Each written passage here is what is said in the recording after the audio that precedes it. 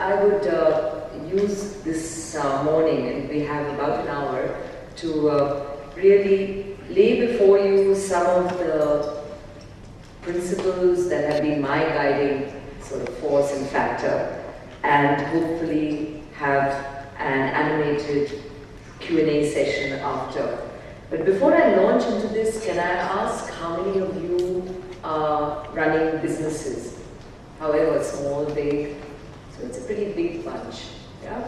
Okay, I wanted to make sure I didn't go off too much into the world of corporate engagement, and maybe therefore have a drive, more in terms of the driving philosophies that I believe have guided me through my now 31 years in the working world. So let me start with the quote from an old favorite of mine, George Bernard Shaw. And what he said was, "Some men see things as they are and say why. I dream things that never were and say why not." Now clearly, the operative word here is men, because women always knew it. So, on a more serious note, we are in times of change, turbulent change. We need to get out of our comfort zones. We need to push that little bit more, no matter what we do, whether at work or at home. We need to be able to dream. And I hate to use the cliche dare to dream, but I really do mean dare to dream. Because at the end of the day, if we don't push ourselves, we will get left behind. And I can only tell you that when I get asked this question, I had no idea where I was going to get to. At each stage, you find you're in a position where you just aren't sure as to whether you should push yourself a little harder, or push the organization a little harder, push the family to help you a little bit harder. And in fact, it's those little pushes along the way that get you there. So it is really about making sure that you recognize at a point where you're getting a little complacent, maybe too complacent, and pick up to push yourself back into the trajectory which you should be on. Because it is all about growth. Growth at a personal level, growth at an official level, growth as a mother, growth as a colleague, no matter which role you see yourself in. To recognize that you may need to either pick yourself up because you've fallen down. It could be a personal tragedy, it could be a situation at work, it could be just the fact that you have forgotten that you could go that little bit further. And I think at the core of that, it is about being passionate about what we do. I have a very common principle, and I've always had this. If you do not go to work with a spring to your step, it just isn't worth it. If you're going to work, and I say this to colleagues of mine at work, if you're coming to work feeling that you've got a stone tied to your legs, and you're struggling in, and you're hating the fact that this is another day at work, it's time to look for something else. Something else in the organization, something else outside, if you feel that way. Because it's very hard to stay connected with what you do if you aren't enjoying it. So it's very important to recognize you're not enjoying it and then do something about it. The worst thing you can do is just plod along in there and be miserable. So I think it becomes important to be passionate about what we do. Now, success, I believe, is not always the result of spontaneous combustion. It doesn't just happen, right? You have to set yourself on fire. So it is you who has to recognize that you have to be on fire to make that thing happen. It's that wow moment, the fact that yes, I really love what I do.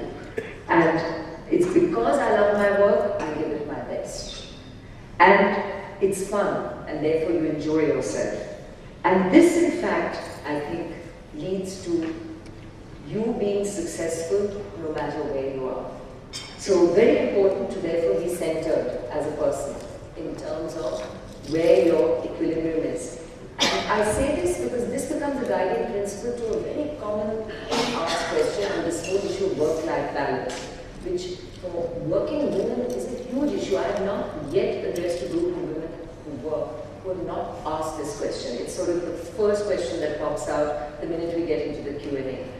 And to me, therefore, the guiding principle is, when you enjoy your work, you are not going to be asking yourself this question again and again, because you want your work and you want your family. You want both. And therefore, somehow you learn to juggle all the balls in the air. To keep them up there like a juggler, just imagine that, those 3 or 4 balls up there, and make sure nothing is allowed to fall to the ground. And that's the balancing act. And it's only possible if you feel you want it all. You want family, you want work, and therefore you have to find the answer. And for each person, the answer is different. It's different depending on a point of time in life where you may decide that you don't want to continue to work, you want to take a break, and all of those decisions are very personal. And I think therefore the guiding principle has to be enjoy what you do. That nothing needs to happen because you believe that is what is right. Don't live your life for others, live your life for yourself, and that helps guide you. Now, I'll quote Martin Luther King, and what he said, the ultimate challenge of man, the ultimate measure of a man is not where he stands in moments of comfort and convenience, but where he stands at times of challenge and controversy. Now, what that suggests is, how do we learn from a challenging time? How do we learn from failure? And that, again, is important to recognize that you will have failures in life, you will have moments when you're down and out.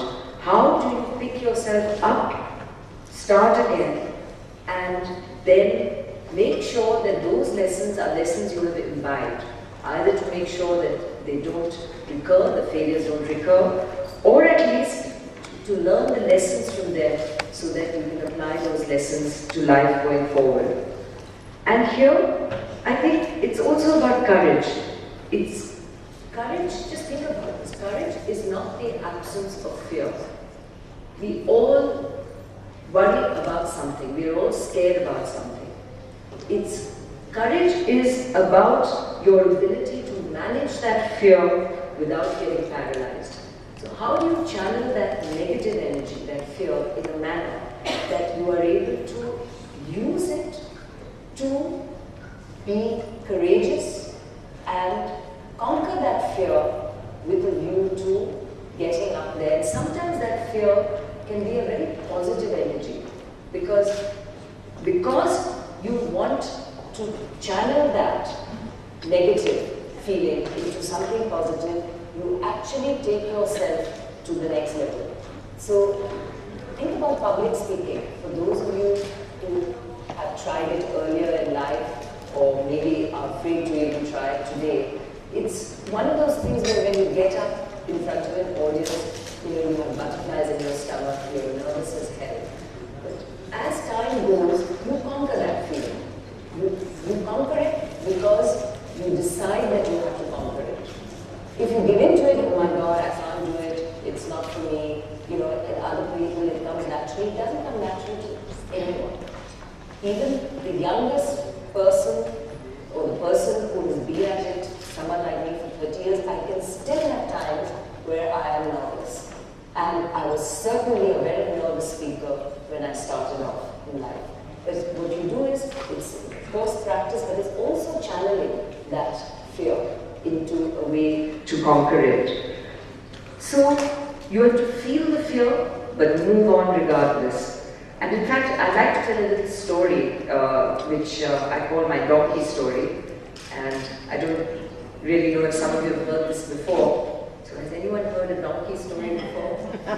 Okay, well here's a rather clever donkey. So this donkey has fallen into a well, and the entire village has been up 3 days and 3 nights because this donkey has not stopped braying. And if any of you have heard the sound of a donkey braying, it is not an easy sound to live with day in, day out. And the village is now beside itself. What are we going to do with this racket? None of us can sleep. We can't get this donkey out. It's too big. It's fallen into the well. So what we're going to do is have to bury this donkey alive, because this is just getting impossible. So they all get together and they start shoveling all the mud and debris lying around into the well. And suddenly the donkey has fallen quiet. So they're like, oh my goodness, I think we've probably managed to cover him up. So they peek into the well, and what do they find? They find that the donkey has been using every lump of mud or stuff that has gone into the well to climb onto it, and actually he's standing now on the mound of mud and barely a foot above where the well is ends. And so through all the mud that has been shoveled onto the donkey, it shakes it off its back and uses it to climb up and finally climbs its way out to freedom. And the simple story here is that you'll get a lot of shit shoveled onto you in life, right? You have to learn to use it effectively and make sure that the lessons, whether it's failure, lesson of your own creation or otherwise, to convert it to an advantage and use it to get yourself out of the well the way the donkey did. So I think even from donkeys we learn things sometimes. I think another guiding principle is respect yourself. If you don't respect yourself, you can't expect others to. So what brings that respect to you is again a very individual thing. I think work brings respect. I think for a rural woman, and I've seen this through some of the work in livelihood creation, which I assist my husband sometimes at, the woman who's earning, the woman who becomes financially independent, particularly at the village level, or I should say also at the village level, is a woman who stands up to her husband when she's ill-treated, who stands up for her rights at the village, and ultimately also votes sensibly for a political leader. And that respect comes from becoming an earning member and often the earning member of the family. And so I do think it is about respect. And the world rewards successes. Success requires, think about this, success requires no explanation. However, failure permits none. So what you've got here is you need to respect yourself so that your self-confidence stands good in times of failure. Your self-confidence allows you to pick yourself up when you've fallen down and to say, I can't succeed all the time. There are lessons to be learned. Am I making sure I'm learning the lessons from these failures? And my self-confidence is good enough to make sure I will try again and again and again. That I'm not going to say, I've had it, this is enough, I'm now done with it. Or I am a failure in life, it's not me, I'm not cut out to do this. So that respect then guides you, it allows you to take risks, it will therefore, I think, help to make sure that you do not lose out on the opportunities that present themselves. I have another very simple guiding principle, and that is surround yourself with people who are open to change. If you surround yourself with people who are positive and with positive energy, you'll be amazed how much energy you draw from that. So recognize the people around you who are negative. You know, there's some people who just always get you down, either because they're always complaining, they're just negative, and it isn't only the mother-in-laws, I can tell you. Yeah. So you just have to know that there are people around you that get you down, and either learn to just shut it off or seek the people from whom you can draw positive energy. A cynic knows all the reasons why something cannot be done. Instead, spend time with people who have a can-do approach. And if you choose your advisors, your mentors, your friends correctly, you'll find that pessimism is contagious, but so is enthusiasm. And in fact, reasonable optimism can have amazing force multipliers because it keeps adding to each other. And the Shining India message is really about self-perception as well. think about us. In 1 year, we swing from thinking we're the best country in the world to the worst. And actually, yes, the economy has gone down and there are things that have gone wrong, but so much of it is self-perception. And the way the country looks at itself then drives perception in the stock market, and the days you believe the economy is looking well, it looks well because we believe we're doing well. The stock markets are a classic barometer. In 1 month they swing from being at a low to a high just because a finance minister comes and makes certain announcements, or a trade and commerce minister announced some foreign direct investment reform agenda. They were very small steps.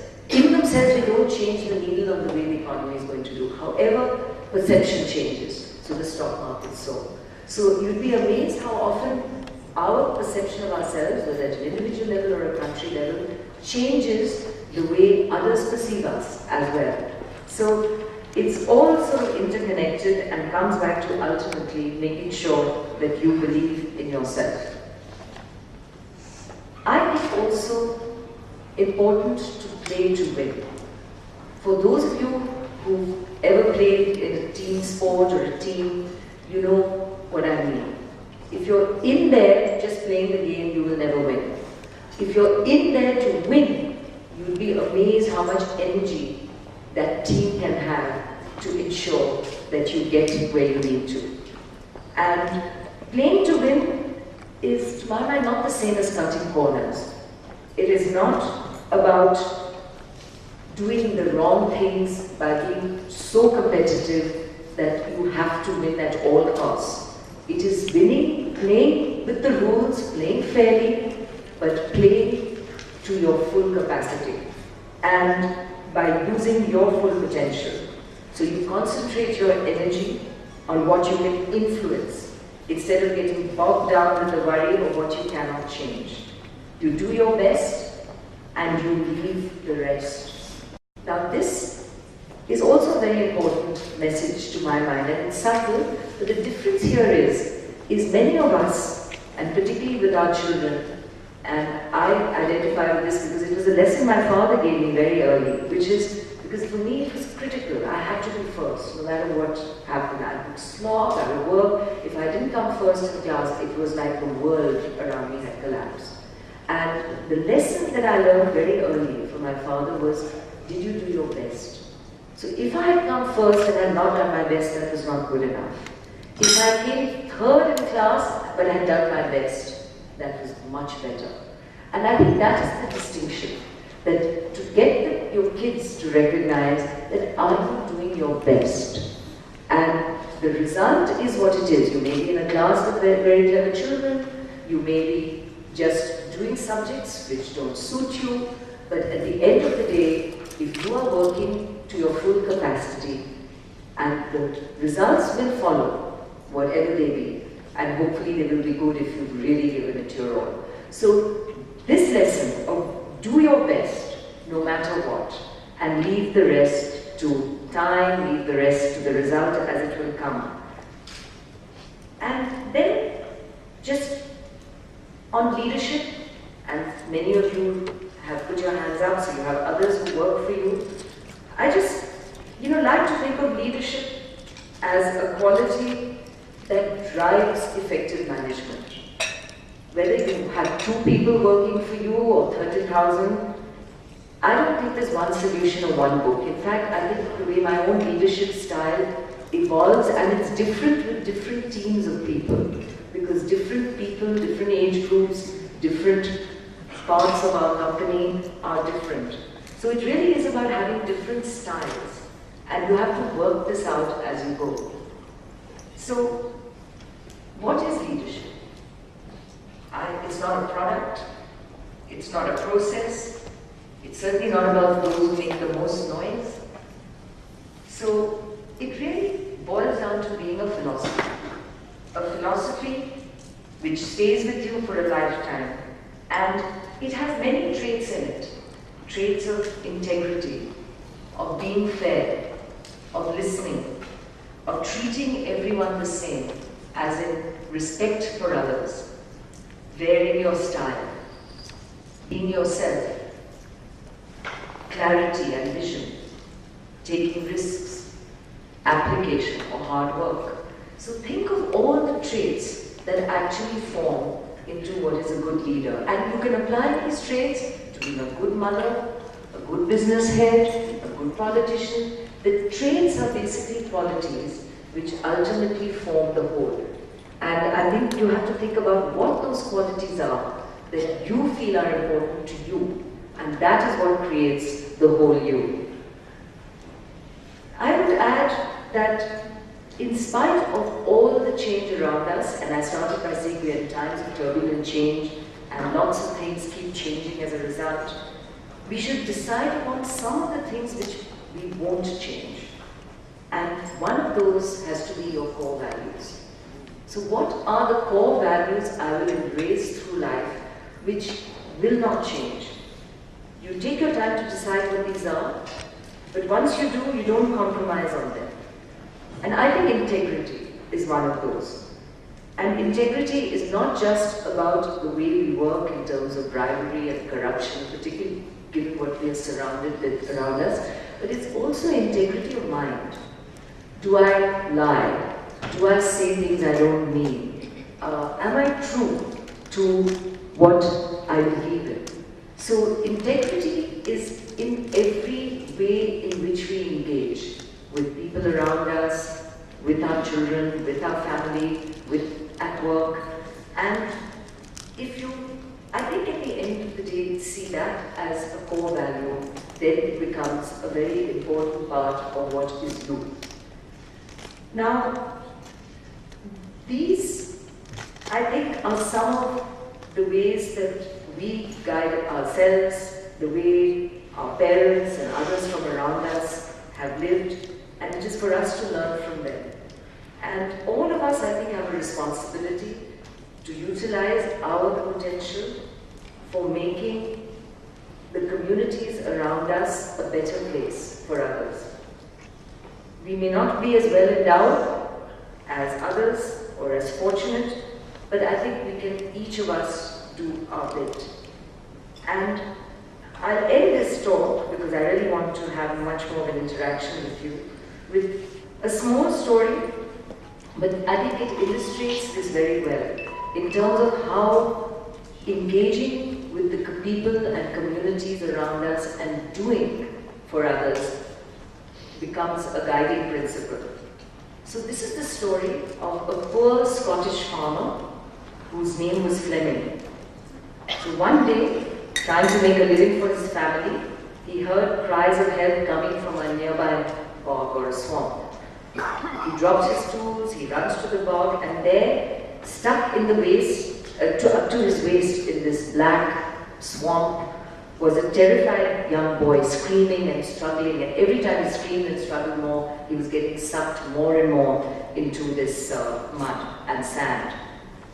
And this farmer then did what was right, that is, he worked very hard on his own, almost fell in, trying to save the boy, but saved him from what could have been a slow and terrifying death.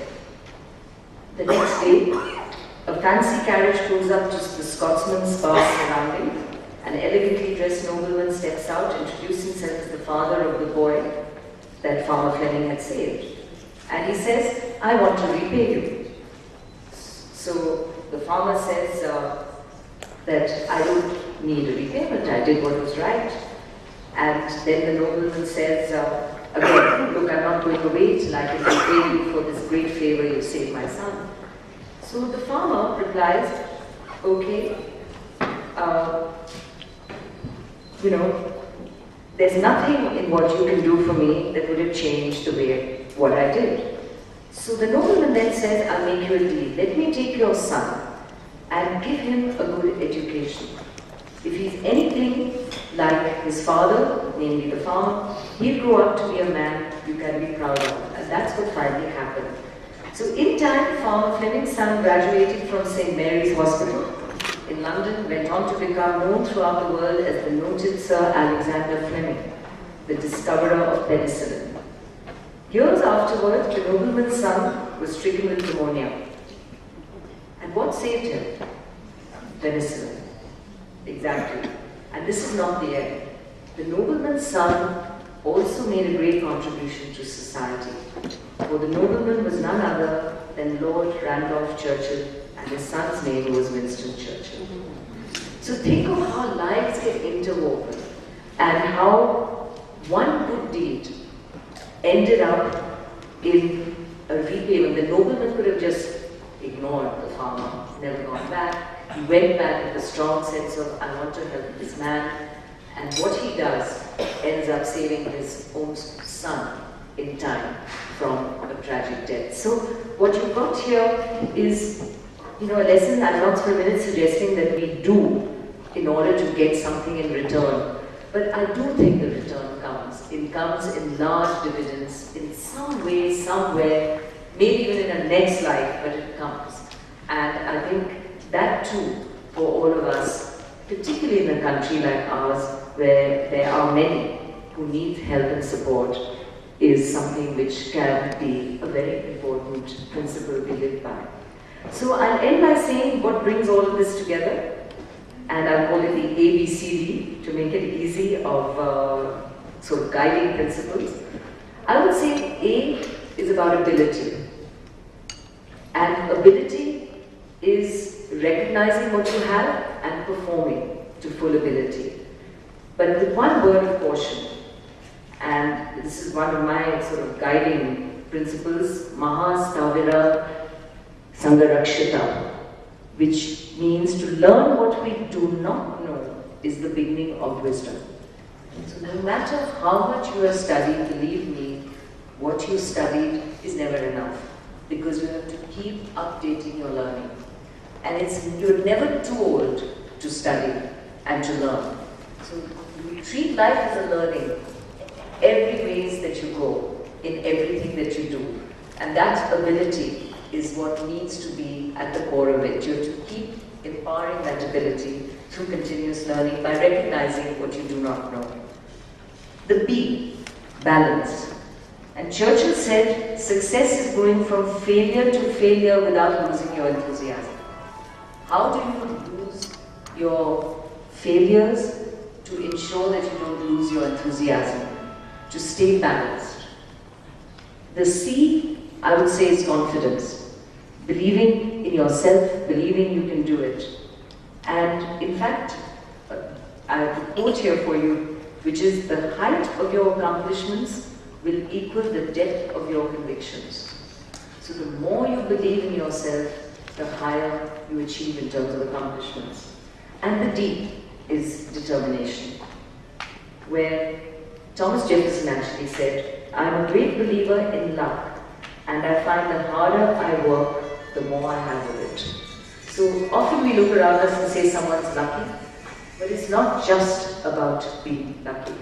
It's often about the fact that there's a lot of hard work that has gone into appearing to be lucky.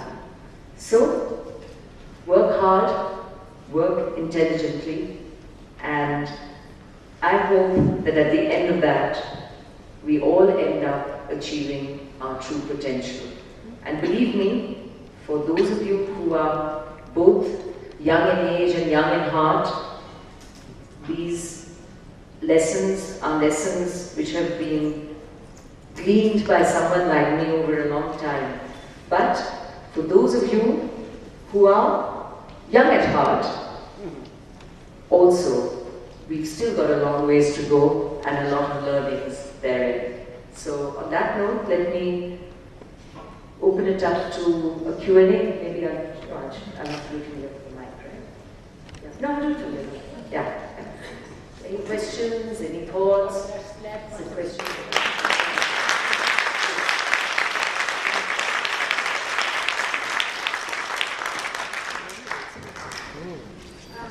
It is more a request than a question. Do introduce yourself for my benefit. Oh, I'm Amy Sahai, Yeah.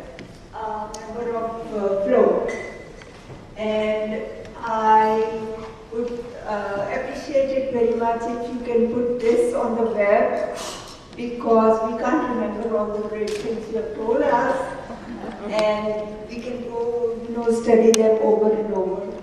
read them and gain from it. We also want that. I don't all have it down in one place as notes, so I'll have to put it all together and stick it into you. I will. Thank you. Just put the important points. Okay. Yeah, go ahead. I'm Dr. That should education be focusing on making the youth industry ready, or should it be inclusive education, like what in Delhi University they are trying to do by bringing this 4-year, graduation degree. So I would like to know your views on that. We'll get Malvika's views as the real educationist here. But I think if the question is, what is our guiding principle for education going forward, I think it's very important for us to be outcomes based. You know, what has happened over time, and it's not just in education, is we measure everything in terms of how much money we spent, how many children attended class, how many blackboards were put up, how many loos were made for women or girls, and actually the only outcome that matters is the kid that comes out of that class educated? So if we set the measurement of that outcome right, and that is that the kid that comes out of the class, and that's what tests were always about, is able to pass that level that we have set of being educated, then the whole focus should really be on how we define that outcome. What do we define as educated? Does education from a school mean being industry ready? Then that is a definition. Is it the way the mind works? And each level will require a different measure. So the outcome, to my mind, is going to be key. But the numbers game we have embarked on is really not about outcomes. And therefore what you're seeing is a very bureaucratic approach of, well, we have this many kids that are going to school. And then you hear that not even half of them can add 2 and 2, and the level of education being imparted is pathetic. And it's pathetic because the teachers aren't there, it's pathetic because no attention is being given to the quality of education. So I think defining the outcome is important. And I think that's where communities have to come together to define the outcome. Some of the most, effective community education programs that work is, say, where the surrounding village, or it's usually at the village level that there's a real challenge, is where the village got involved in the choosing of the teacher and the evaluation of the teacher, or even paying for the teacher. So some of the NGOs that have been successful actually ask the village to contribute to the price of the teacher.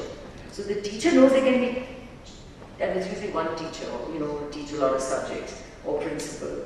And that person can be chucked out at the behest of the community because they are delivering or not delivering. So it's about accountability.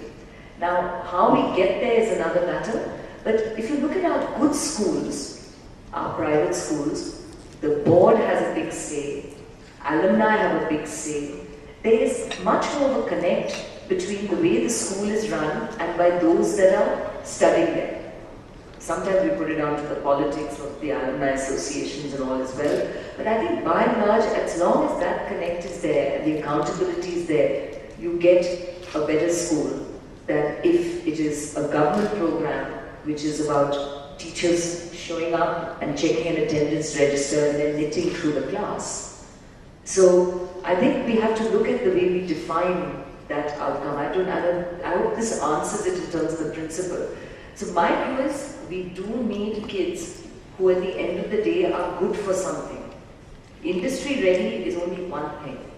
You need more teachers, you need kids who could be, plumbers and electricians. So this whole skilling and vocational program is as important as the education itself in terms of employability.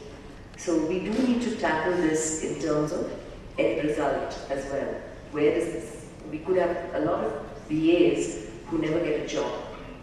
What we want is people who can also be employed in the real world so that they can earn to that true connection. Yeah.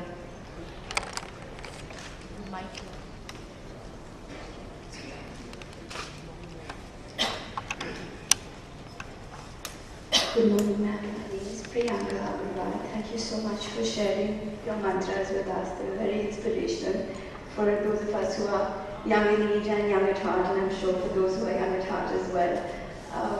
My question to you, ma'am, is that what is your driving motivation? What motivates you to do all the many things that you do so well? Well, it's a little bit of all the things I mentioned, but the main one would really be to do what you enjoy. You find things that you enjoy, so you find the time to do what you enjoy. And the danger here is of trying to do too many things and then not doing anything well. So another guiding principle would be fine if you're one of those people who enjoys a lot of things, some things to end up getting set aside. Maybe not forever, but for a time. I mean, I have a deep love of classical music, both Indian and Western. And that part of me is now just relegated to listening to music in the car, and even that I can't do because I'm often on the phone. So I just know that it's not going to go away from me. I'm going to retire and I'm going to enjoy music like I've, missed for the last 30 years. So maybe at times you choose and you prioritize, but you have to know what you enjoy and give up the things you don't, so that you're not left doing things just because you believe others think you should do them. Having said that, we all have duties. So, do I love looking after my elderly, sick mother-in-law? No. But is that something I have to do? Yes. So, yes, you do certain things. But I also know if I didn't do it, I would die of guilt. So, the truth is, you may not enjoy it, but you do it ultimately for a selfish purpose. Because, yes, you love her, but you also do it for your own sense of principles and standards and guilt. And so that too is selfish, but so that at the end of the day, if you recognize that actually you're not doing it just because you loved her and she may be a very changed person in a sick bed, but because you're doing it for you, then suddenly you're like, more in balance with yourself. You're not doing this as charity, you're doing it for yourself. So what you do is you find the right reasons why you're doing it, and then you know that that's why you have to do it, whether you like it or not, and hopefully you enjoy it most of all in terms of what you do. So I think therefore you find your balance, you find what you enjoy doing and you do that. Yeah, good afternoon. Yes, it's a good principle. I wanted to get some tips on transition. I had a very successful career in the US. I came back into the comfort of an industrial home and my 2 young sons, and started a small business in the mid-90s with reasonable success. And now I find both my sons have left for university in the US. So I decided that I will transit and try to transition. So I started taking some courses in, Excel Advanced and various things. But I'm finding it very difficult professionally. After being, an owner of a company and being a top professional, now I'm sitting in a class with entry levels, students, and most of them like giggling like, why is this, 50-year-old, studying with us, and how does one transition? And I always joke about them and tell them I'm old enough to be their mother, etc. But then sometimes I think that, I'm too young at heart. But how does one transition? Do you have any tips on people who want to transition in their business and personal life, First of all, you need to be sure that's what you really want to do. If you're really sure that you do want to educate yourself in what you're sitting in class for, it really doesn't matter what anyone else thinks. You're there because you want to do what you're doing. But in the process, I think we in India have lived our lives in these compartments for too long. The compartment of we will study till such age and then we will have our careers. Then when we have our careers, we can only work one way, that you stay in the organization. If you leave forever, you don't come back. The world has moved on, and I think companies here are beginning to recognize this as well. I have friends, even today, all around the world, and fortunately also 2 or 3 Indian ones, who've gone back to study at the age of 50 and 60. I have a friend who's with me at business school, who's gone back to study now, and has done his degree as a doctorate in studying the slave trade, and actually has written a book. I've had someone who's gone from having again been at Harvard Business School, top of the sort of line in terms of investment banking, chucked it all up to become an opera singer. So each person figures something out for themselves, and then you stay at it. So you have to just remind yourself that somewhere in the world there's someone of your age sitting in a similar class with probably less issues, because there are maybe 2, 3 of them sitting in the same class, not just one like yourself. And there's absolutely nothing wrong with being in a stage of education, because actually we know so little at the age of 50 about new age technologies that we have to learn the same way as a young person of 20 learns. So as long as we know that we're in that class, and then to also not try and believe because you're 50 you know better than them. You don't. You actually probably do worse. You know? So sit there with the full humility of being there to learn, because you know as little as everyone else. And then, you know, hopefully you do well. It's not important that you be at the top of the class. The important thing is that you learn what you're there to do. So I wouldn't get that worried. The rest then is about how you engage back, and it's not easy. Coming back into the corporate world is not easy. But the good news is, nor is it a closed chapter today, even in India. No. Can I ask a question, please? There are a lot of young, I'm Lipika Sood, I'm an entrepreneur myself and with the FICCI governing body, there are a lot of young, educated, young professionals, particularly women, who are wanting to get into entrepreneurship. But I would think social entrepreneurship is something that we are not really seriously looking at, particularly in India. And I feel there's a lot of scope in it. You being from the industry and social entrepreneurship, to my mind, I think is very big now. How can one encourage young men and women, particularly women, to come into social entrepreneurship, either through education or what, through industry? I think there are many social entrepreneurship programs, and many kids are coming through these social entrepreneurship programs. You know, they could be part of MBA programs, they could be part of other programs. At FICCI, in fact, we've got a huge program we're running called the Millennium Alliance, which is with USAID, which has asked for applications from people who have ideas for the bottom of the pyramid, and therefore very much in the social entrepreneurship mode. So over 1,500 applications have come in from men, women, all ages, many, many very young people. So there's clearly, as you say, a desire of young people to engage in that space. Funding for these is available, but it's not easy. So that becomes the next pledge. In fact, I was moderating a session just 3-4 days ago when the President ADB and our Finance Minister were part of this exercise at the Asia Development Bank event, which just happened in Greater Noida. And the panel had a bunch of young entrepreneurs who were talking about their experiences. And that first stage of funding for all of them was what we call mom and pop financing. You go to the mothers, fathers, uncles, you use your own money. And that first $1 million is very hard to get, because very few outsiders will bet on you. There are some social entrepreneurship funds, but even they really look at a technology that is stabilized. So what all these young people did was really get it to a stage where it was at least at a pilot. They could demonstrate success. And then they did find money from funds like Acumen and others. There are some funds that fund them. But it is not easy in terms of funding. Mentors, they all managed to find. And the other challenge, because when I asked the question, so how do you attract the first few people to work with you? After all, you can't do it on your own. And why should someone join you? You're a startup. It was also interesting. They said they looked for people who had a passion to do what they were doing. And they found they could get away with paying half the market price. You have to pay something, but they could attract talent at half the market price because they found the people who had the passion.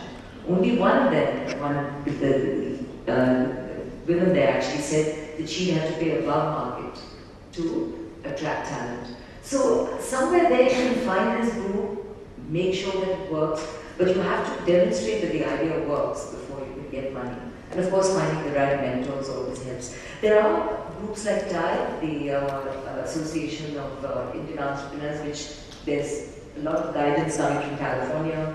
NASSCOM does this, FICCI has this Millennium Alliance Fund. The government is looking at setting up a technology innovation fund for bottom of the pyramid type of innovations. So there are, I hope, over time going to be the sort of venture capital that we need to help this sector. But it is not easy as you enter into it, but nor is it impossible. And many have succeeded and in fact will make a big difference. So for those of you interested, that please don't lose heart. Wow, thank you so much. That was very helpful.